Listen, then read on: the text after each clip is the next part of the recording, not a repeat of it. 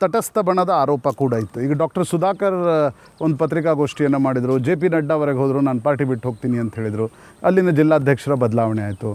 ಬೊಮ್ಮಾಯಿಯವರ ಅಸಮಾಧಾನ ನಿಶ್ಚಿತವಾಗಿ ಅವರ ಆ್ಯಕ್ಷನ್ಸ್ಗಳಿಂದ ಕಾಣುತ್ತೆ. ಅವ್ರದ್ದಿರ್ತಕ್ಕಂಥ ಆರೋಪ ವಿಜಯೇಂದ್ರ ಎಲ್ಲರನ್ನ ಒಟ್ಟಾಗಿ ವಿಶ್ವಾಸಕ್ಕೆ ತೆಗೆದುಕೊಳ್ಳಿ ಅವ್ರಿಗೆ ಖುಷಿ ಪಡಿಸಂಗೆ ಕೆಲವು ತೀರ್ಮಾನಗಳು ಮಾಡೋದಕ್ಕಾಗೋದಿಲ್ಲ. ರಾಜ್ಯದ ಅಧ್ಯಕ್ಷನಾಗಿ ಪಕ್ಷದ ಹಿತದೃಷ್ಟಿಯಿಂದ, ಪಕ್ಷದ ಬೆಳವಣಿಗೆ ದೃಷ್ಟಿಯಿಂದ ಕೆಲವು ನಿರ್ಧಾರ ಮಾಡಲೇಬೇಕಾಗ್ತದೆ.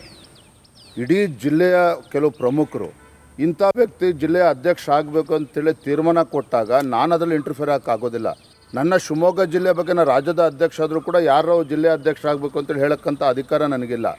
ಭಾರತೀಯ ಜನತಾ ಪಾರ್ಟಿಯಲ್ಲಿ ಒಂದು ಪ್ರಜಾಪ್ರಭುತ್ವ ವ್ಯವಸ್ಥೆ ಇದೆ. ಎಲ್ಲರೂ ಕೊಟ್ಟಿರ್ತಕ್ಕಂಥ ಅಭಿಪ್ರಾಯವನ್ನು ಪಡೆದುಕೊಂಡು ಒಬ್ಬ ಜಿಲ್ಲೆಯ ಅಧ್ಯಕ್ಷನ ಮಾಡ್ತೀವಿ. ಉದಾಹರಣೆಗೆ ಹೇಳ್ತೇನೆ, ಚಿಕ್ಕಮಗಳೂರು ಜಿಲ್ಲೆ ಬಗ್ಗೆ ಹೇಳ್ತೇನೆ. ಸೀಟರು ಒಬ್ಬ ಹಿರಿಯರಿದ್ದಾರೆ. ಎಲ್ಲ ಮಾಜಿ ಶಾಸಕರುಗಳು ಕೂಡ ಒಬ್ಬ ನಮ್ಮ ದೇವರಾಜ್ ಶೆಟ್ಟಿ ಅವ್ರನ್ನ ಜಿಲ್ಲಾಧ್ಯಕ್ಷ ಮಾಡಬೇಕು ಅಂತೇಳಿ ಅಭಿಪ್ರಾಯ ಕೊಟ್ಟಿದ್ದರು. ಪಾಪ ರವೀಣ್ಣವರು ಬೇರೆ ಒಂದು ಹೆಸರನ್ನ ಹೇಳಿದರು. ಆದರೆ ಅಂತಿಮವಾಗಿ ಎಲ್ಲರೂ ಬೇರೆ ಮಾಜಿ ಶಾಸಕರು ಏನು ಹೇಳಿದ್ರು ಅವರೇ ಜಿಲ್ಲೆ ಅಧ್ಯಕ್ಷರಾಗಿದ್ದಾರೆ. ರವೀಣ್ಣ ಏನಾದ್ರ ಬಗ್ಗೆ ಬೇಸರ ವ್ಯಕ್ತಪಡಿಸಿಲ್ಲ. ಕಾರಣ ಏನು? ಭಾರತೀಯ ಜನತಾ ಪಾರ್ಟಿಲಿ ಪ್ರಜಾಪ್ರಭುತ್ವ ವ್ಯವಸ್ಥೆ ಇದೆ. ಅದಕ್ಕೆ ರವಿಯವರು ಕೂಡ ಗೌರವ ಕೊಟ್ಟು ಸುಮ್ಮನೆ ಇದ್ದಾರೆ. ಹಾಗಾಗಿ ಅಲ್ಲೊಂದು ಮಾನದಂಡ, ಮತ್ತೊಂದು ಕಡೆ ಮತ್ತೊಂದು ಮಾನದಂಡ ಮಾಡೋದಕ್ಕೆ ಸಾಧ್ಯ ಇಲ್ಲ. ಸುಧಾಕರ್ ಅವರು ಕೂಡ ಆ ಸಂದರ್ಭದಲ್ಲಿ ಭಾರತೀಯ ಜನತಾ ಪಾರ್ಟಿ ಬಂದಿದ್ದಾರೆ, ಸಚಿವರು ಕೂಡ ಆಗಿದ್ದಾರೆ.